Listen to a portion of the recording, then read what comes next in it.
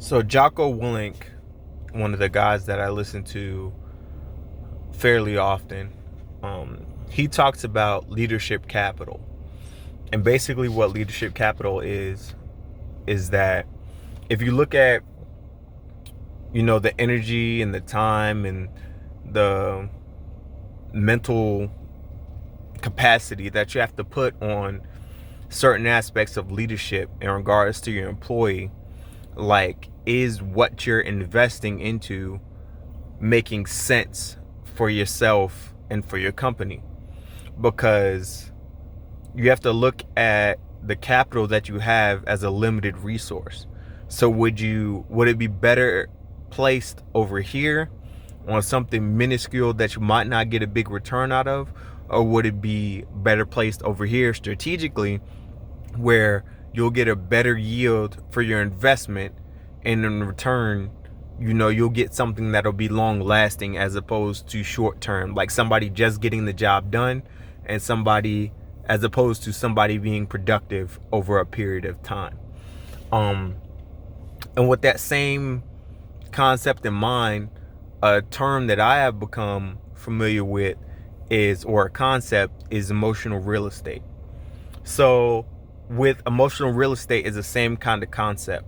So let's just pretend that you were given this huge plot of land, right? This gigantic plot of land. And you could choose to build whatever you want on it. Like a mall over here, a gas station over there, a bunch of houses over there, a bunch of apartments over there. And you can just use up the land however you want to.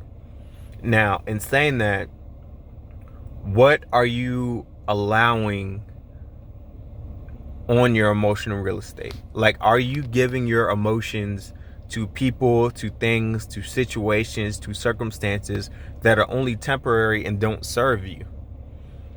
Like, are you letting somebody come onto your property and set up there permanently when their position in your life does not provide any type of return, any type of good, any type of value?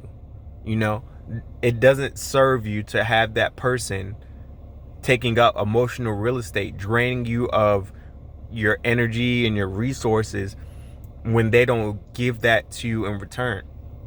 And that applies, dynamically throughout life, like relationships, jobs, friendships, partnerships, anything you could think of, like, does it serve you?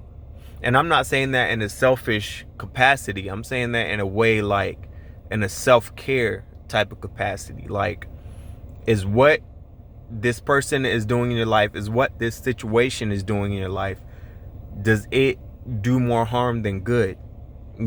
Is your mental peace at jeopardy by having this circumstance, this person, or this situation continuing to be in your life?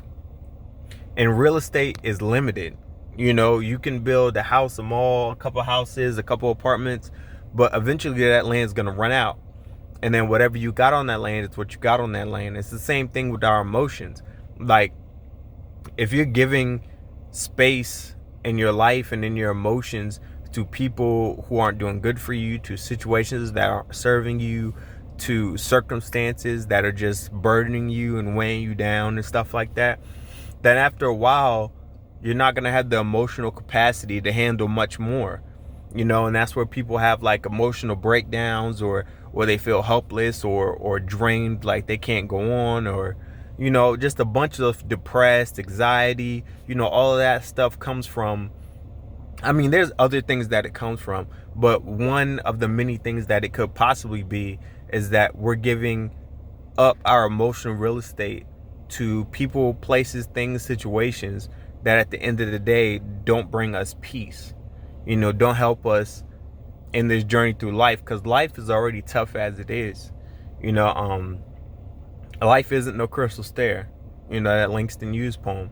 But that doesn't mean that we have to make it harder on ourselves. Pain is gonna happen, but suffering is optional. I'll say that again.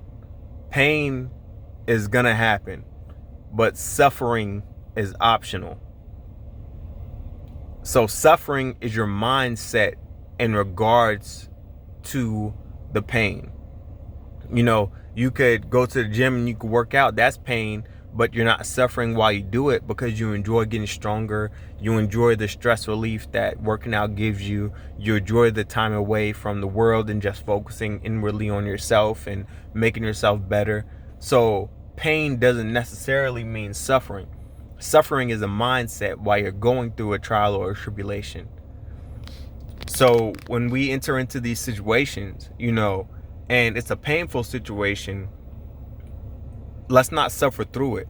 You know, let's just put our heads down and just keep pushing forward. You know, just keep trudging through it, because just like the principle of polarity, you know, even though you're going through a negative moment in your life, that pendulum is going to swing back into something positive.